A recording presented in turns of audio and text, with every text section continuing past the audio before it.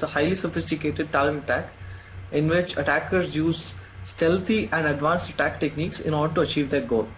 The term advanced precision threat was first coined by the US Air Force in 2006 to describe advanced cyber attacks against specific targets over a long period of time.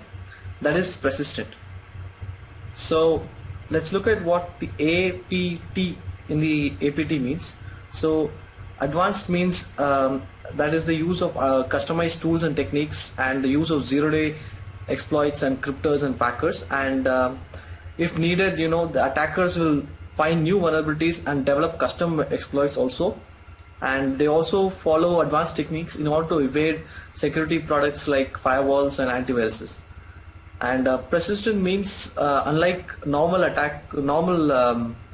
cyber criminals, they don't simply go for the low-hanging fruit, that is the easily hackable targets.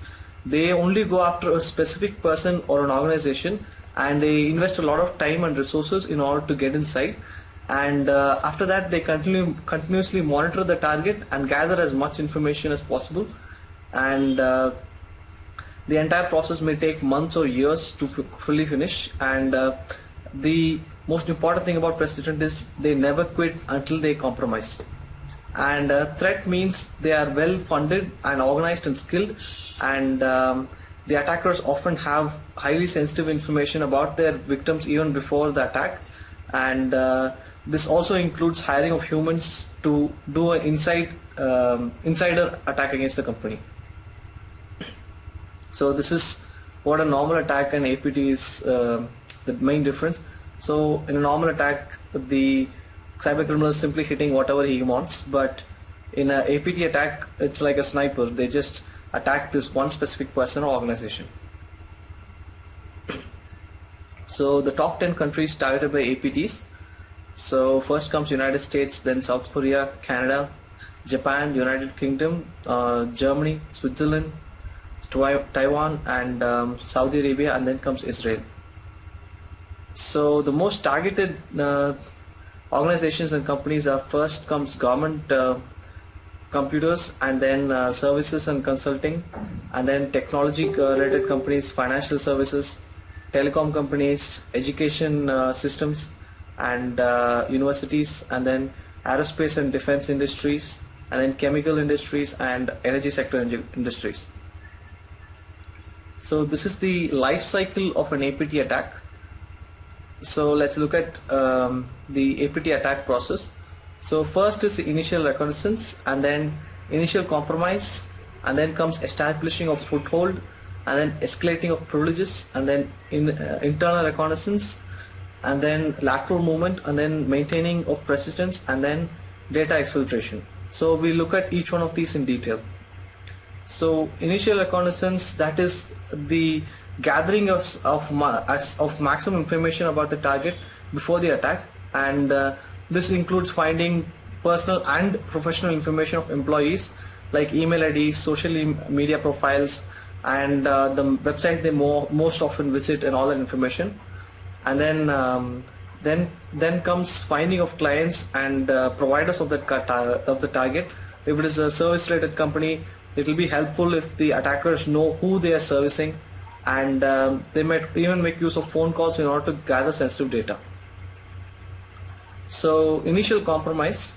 So one of the most common techniques is spear phishing, and this is different from normal phishing, because in a normal phishing attack it will be a general sort of message, but in spear phishing it will be specific to the target, and when the user opens a malicious link or attachment, they might get infected by a malware.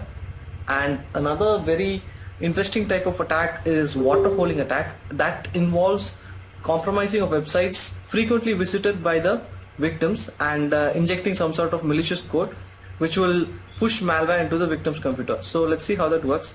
So the attacker determines which websites are most visited by the targets, and then the attacker hacks into their website and injects his malicious code, and then when the user visits the website normally, the exploit gets delivered on his computer, and it infects the machine, and now the attacker has access into the internal network. Other methods would be dropping of pen drives which contain malware in the target's parking lots. This works surprisingly very well. And attacking of smartphones of employees, because most employees now have smartphones and they tend to attach their smartphones into the internal network, and that will give an attacker access into the internal network. And another one is use of fake access points. And then another method is compromising of third-party vendors. So if this company is getting some product from another company, and that company has access into this internal network, then the attackers might hack the other company and then come into the original company. And APT attackers always find different methods in order to compromise the network, and if one method fails, they just find another 5. So once inside the network, they establish foothold, which means they make sure the malware is properly installed, and they make use of remote administration tools, and they create many network backdoors and tunnels which allow stealthy access to the attacker. And then comes escalating of privileges. If the attacker has gained a non-admin access, then next thing he will do is try to get administrator access in the various computers. He might make use of exploits, or he might dump the password hashes, and try to crack them. And another method would be to use the parse the hash attack, and that is logging into a system